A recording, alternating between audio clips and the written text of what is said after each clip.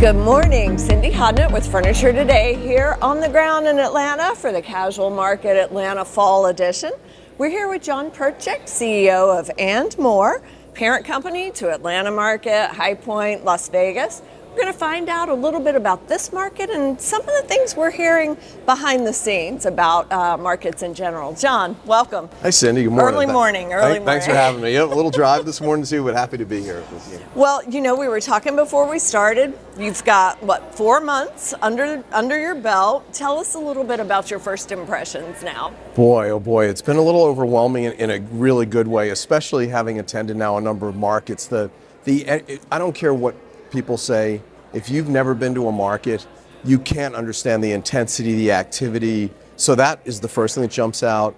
Probably the second thing is just how amazing the people are in this industry, both within And More and within the broader industry. These great family businesses that have been around for generation after generation, many of which started in a garage. Great stories of, lumber, logs flowing down river. I mean, it's just an amazing story, rich with all kinds of amazing, like all-American personalities and long-term businesses. And that's probably what stands out the most to me. What are people saying to you as you go in and say your hellos to everyone? I'd say a few things. People are first welcoming. It's amazing how welcoming people are to somebody who's an outsider. That's probably the first thing.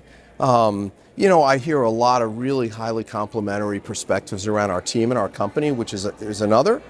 There's some headwinds in the industry, and there's a really a pretty common view I've heard from folks, and I think I share it, about sort of an election year and some of the challenges that creates for any time, any industry, and you combine that with high interest rates, and that creates headwinds. But I think what I also hear on the backside of that, and it's my own view too, there's a level of confidence that as we get through the election year, regardless, a very divided election year, whatever the outcome, and the Fed likely to make moves right now or within the next few months, will create sort of stable footing, and there's a lot of optimism that going into whether it's the Christmas season or the first quarter that we're going to see some kind of uplift. So that's really amazing how common a view there is there that I've heard from so many of the leaders of our customers. That better times ahead regardless. And right around the corner, not, end of 2025. And I share that view too, so.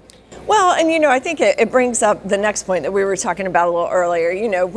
When times are tough, there are always lots of rumors and lots of scuttlebutt, So first of all, let's address the first thing. Why do you feel like in this business environment, when it's tough for a lot of guys, that market's still important, market's still relevant? Boy, I really believe, and again, being the newbie here, I feel like this is an honest assessment. I really feel like this company is evidence that COVID did not kill the real life experience. People are officing differently. That'll be a generational thing. And I think there was a fair question 2.5 years ago.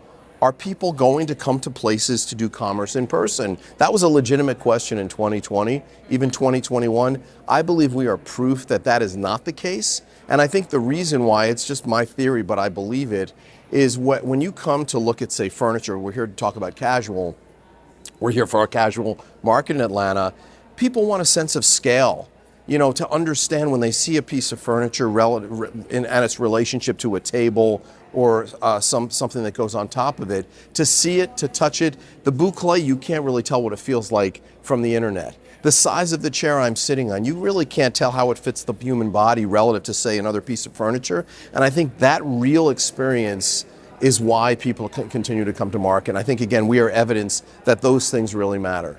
Not to mention even just the discovery process. That's right, and the discovery process as well, of just going and finding, and so many of our customers will have many hundreds, if not thousands, of new offerings once a year or so, and to get to see and sort of experience that for the first time, I think, is a big part of it. The discovery process is another reason why I think markets exist and are important. And we were sort of chuckling about it a little bit before we started filming. Every so often, the rumors pick up, what is And More going to do with all the markets? And, they're going to sell them. They're going to split them. It's a limited time.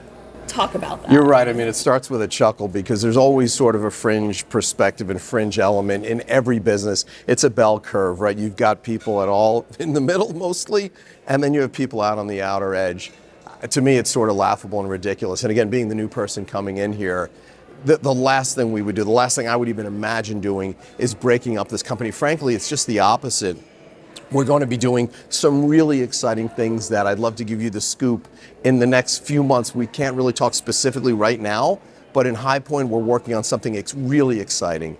In Vegas, particularly focused in January, we're going to be doing some really exciting things, some extra energy and effort and resource to do certain things, to achieve certain things. So we're putting a lot more effort and a lot more freshness into the company overall. Even the &More brand, I really feel like we never really gave it the full college try. The company came out with a name through COVID, and we didn't just really push it. So we're going to be doing a lot more with how we press that name and push it out there. Now, you wouldn't do that at the &More level if you were breaking up the pieces. That's a waste of effort. So, I mean, again, it's just like real evidence that sort of fringe ridiculousness is laughable. But I'm glad to have the opportunity to address it, because things on the internet can go wild, and I'd like to put that right to bed. Absolutely. So, we will always take a scoop. Let me say that first and foremost. But to wrap everything up, it's a stronger together, forging ahead, positive days, correct? I mean, 100%. So much of what I'm coming and thinking about as I'm developing a plan is around exactly what you just said. It's really putting emphasis and investment, not to diminish the sort of more regional level brand that people recognize, but on parallel with that, continuing to do that, to put a little more effort into the &More name and brand to show the cohesiveness, to develop even down, I don't want to bore people with like how the sausage making works, but even developing more streamlining through different ways of working where we take best practices from the different places. Because remember, we were put together from different acquisitions. I feel like we can do more to really pull us together and take the best of each and do better for ultimately our customers. You wouldn't do all of that. My entire plan is based around those kinds of concepts. You wouldn't do that if there was a reality to this sort of break apart thing. It's just crazy. Well, we appreciate your candor. We look forward to continued conversations. Well, thank you. Thank you for giving me that opportunity. Anytime. Stay tuned for more coverage from Atlanta Market.